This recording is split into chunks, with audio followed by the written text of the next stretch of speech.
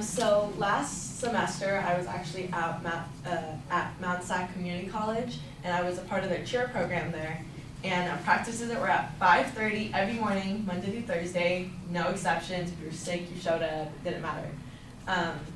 And so you would show up every morning at 5:30. We worked out till 6:30, and then depending on how quickly you finished your workout, you had a break in between that and then tumbling and sets. And so workouts were like preset every morning, so it was like 10 sets of this, 5 sets of that, 6 sets of that, so on and so forth. And personally, me, like when I did the workouts, I like to push myself to limits. Like I really wanted to do every single set, like do every single one. I don't want to skip anything, even if it meant that skipping some would have like I could just relax before we do the next thing. But there's always, and I feel like in every group situation, there's always that one person who cheats the system, isn't doing everything right, or if she is doing all of them, she's like my million, she's like half-assing it. She's not really doing it correctly. And so, so even though she finished early, she really wasn't, she wasn't doing all of it right. So that's why I went with the quote: "The trouble with the rat race is that even if you win, you're still a rat." I could not agree with this anymore. And I think as like college students, high school students, we've seen enough of it, like in organized sports and stuff like that too. So first I'm going to tell you about how this applies to us with like our friendships in and out of school, and then I'm going to tell you about how this applies to us in school. So first with the friendship thing, in high school it was, the cool guy always had a lot of friends, or the popular girl talked to everybody and everybody talked to her, but she never really had, like, if you think about it, nobody was really her like best friend. And it was probably like, I don't know about you guys, but it was every time I seemed to talk to that girl, she had something bad to say about someone else. And anytime she was talking to someone else, she had something bad to say about me, and it was just like that, like all around. And so, so like even though she had a bunch of friends, like everyone knew she wasn't really like that great of a person, that she was talking at your back, that she probably wasn't gonna like be there for you. So in a sense, she was kind of that rat. Like she was winning the race, she had the most friends, but she wasn't really like, close-knit with anybody, and I feel like those are just kind of empty friendships. So now that I told you about friendships, I'm going to talk to you a little bit about how it applies to school.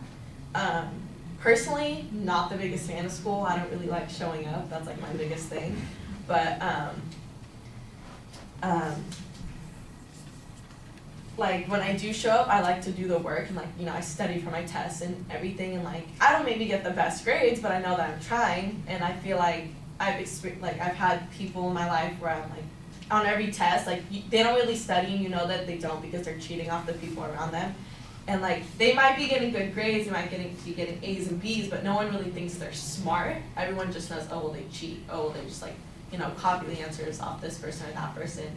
And so, that person might be getting good grades, and they might be, the teacher might think they're great, but, everybody around them knows them as a cheater or a liar, and so on and so forth. So, like, so that's how I bring it back to the quote, where even though they're like, their grades are good, they're still like a cheater and they're still a liar.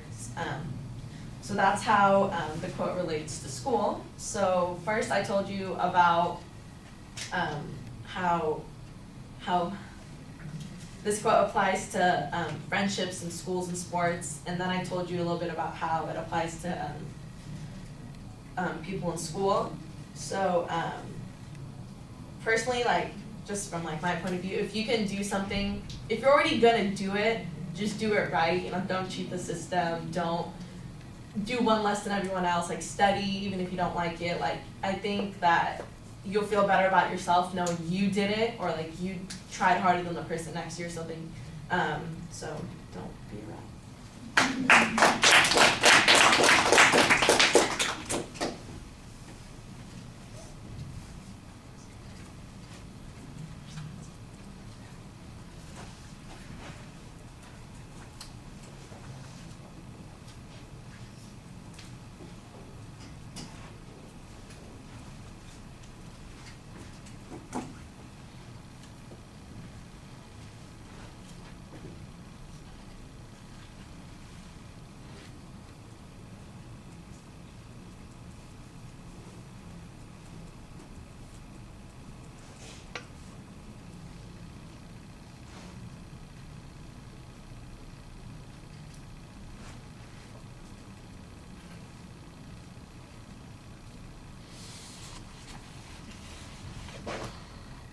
Right, the nice thing about speech like this is there's not much cheating. What do? Steal somebody else's thoughts?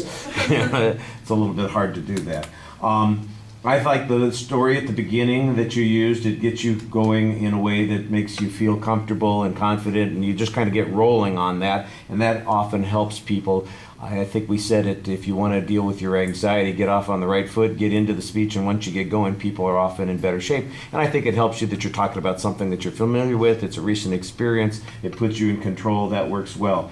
Tying it into the topic was okay. I thought that it worked reasonably well, and then I knew what the point was that you were making. The supporting structure is pretty simple. It's just got a couple of points to it, so that's not that problematic. It's easy to follow. Your illustration on the first point was okay. I thought that worked pretty well. You got a little stuck on the transition at one point. There were just a couple of places where the pacing or your voice dropped out a little bit, but it's hardly noticeable at all. And in fact, if you watch back on the video, you'll say, what's he talking about? It's just I happen to be looking up or listening at that particular moment, and sometimes that's what catches your ear at that moment. I think 95% of the time, everything was really flowing smoothly and was very effective. You have good energy in your voice. Right at the end of the speech, you do kind of drop your voice, and it's one of those things that people do sometimes. They're getting near the end and they say, oh, it's like a song, I should fade out at the end of the speech.